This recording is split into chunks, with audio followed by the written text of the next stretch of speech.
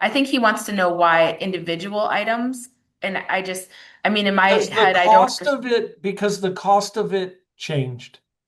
We Okay. got our true costs in. And the Okay. great news is your price went down. Okay. At the end of every sentence, I would say, and the great news is that your price went down. Okay. Okay. I just keep hammering that, like almost to the point of obnoxious, but don't get obnoxious about it. But I'd keep repeating that. Okay.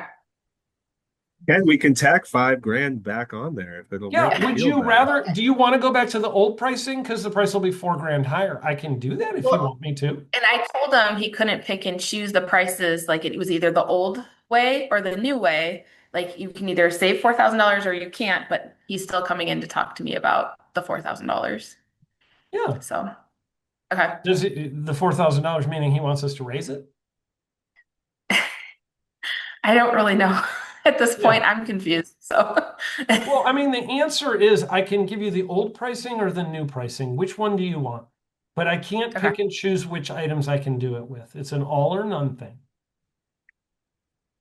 This way gives you $4,000 lower in price.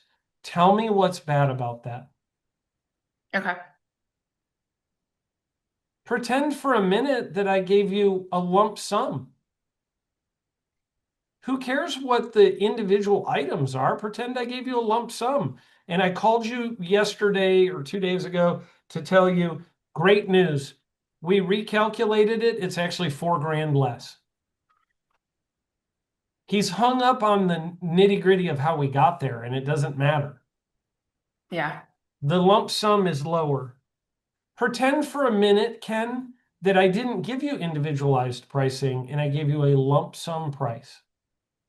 If I would have called you on Friday and said, hey, our software system recalculated and we realized we overcharged you by $4,000. Good news, your new price is 4 grand less.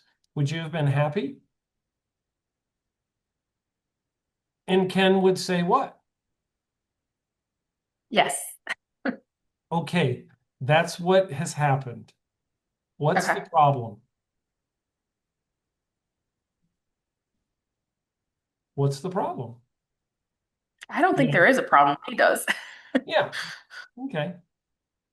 And then his lot reservation expires on Wednesday. How can you push him to contract? Just keep reiterating that you called him on Friday to tell him he has a lower price. Why are you mad? What's the problem?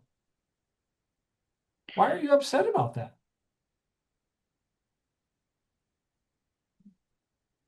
I would use Okay. that example. If I had not line itemed your pricing, then the phone call you would have gotten on Friday is good news, Ken. Your price is $4,000 lower. Congratulations. Our software figured it out now that we launched it, and your price is $4,000 lower. Congratulations. Would you have been upset with me? Ask him that question. Okay. And he's going to say, no. Okay, then what is it that you're upset about? Is he like upset or is he just like, No, "Hmm, I think his brain just is so analytical. He just can't get past the fact, well, this original price for the appliances and blah, blah, blah was lower than what you're telling me now. And I think he's being very kind. He just is like, he wants to know why. And yeah, I'll just tell him that the price has changed.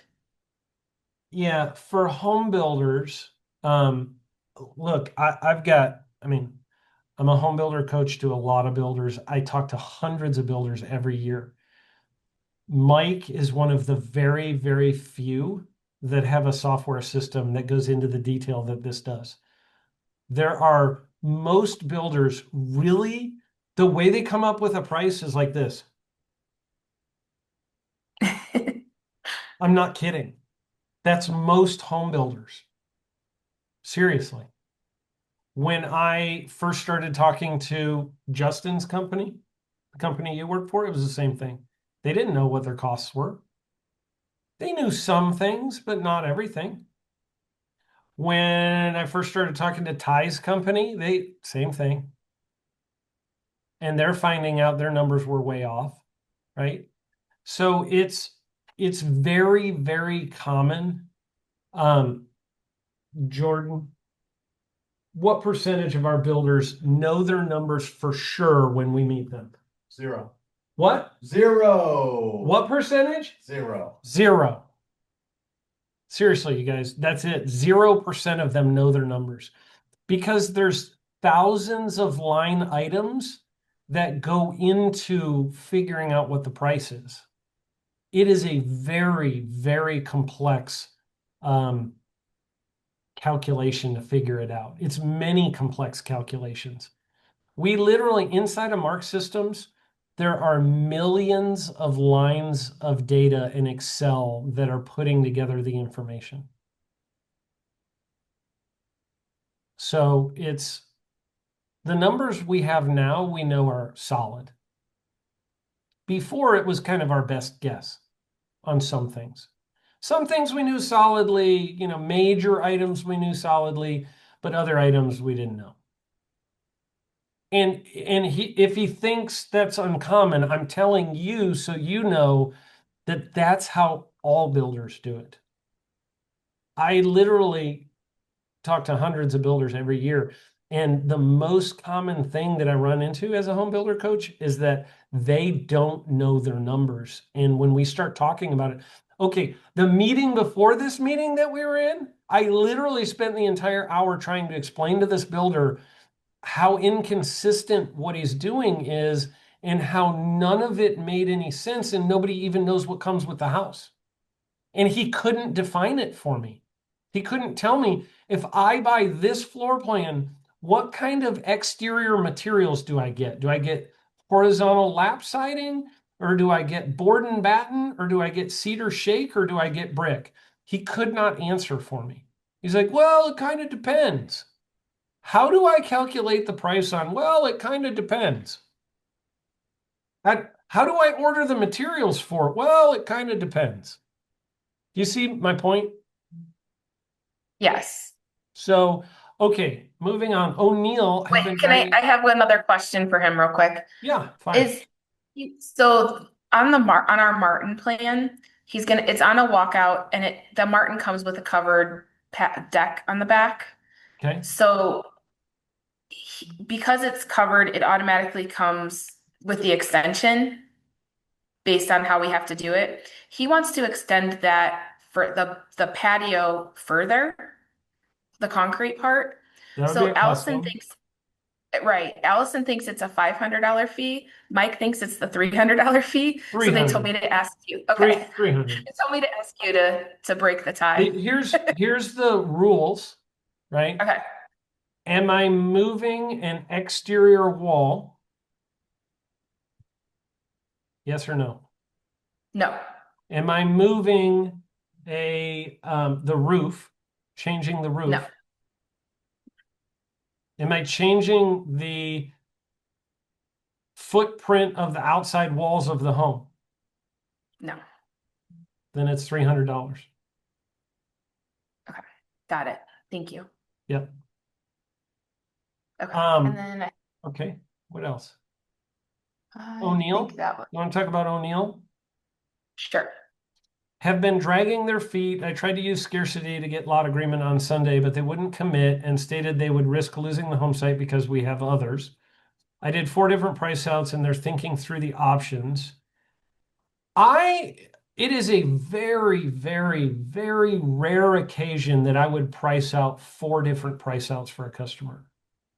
Okay. It's rare that I do a second price out for a customer. Well, it's all the same floor plan. They wanted it one without the bar basement, one with the bar basement, one with the sunroom, one with the sunroom and the basement bar. Does that make So I would price it out with the bar basement, and they can see what the line item of the bar basement cost is. Right? Okay. So I don't have to price it a second time, just take that number out. right? Well, that's what I think, but when they specifically ask you to do that, do you just say you can figure it out yourself or? Yeah, I just have the printout and I would circle or highlight the one item they're asking about that changes it. Well, they were virtual. They live far away, so. But I understand what you're saying. Yeah, I would still do that. I would still, send them an email that says it's exactly like this, except item number such and such on page 4 is the difference in the price, which is Okay. $12,690 or whatever the number is. Does that make sense? Okay. And Yeah. then what were the other two?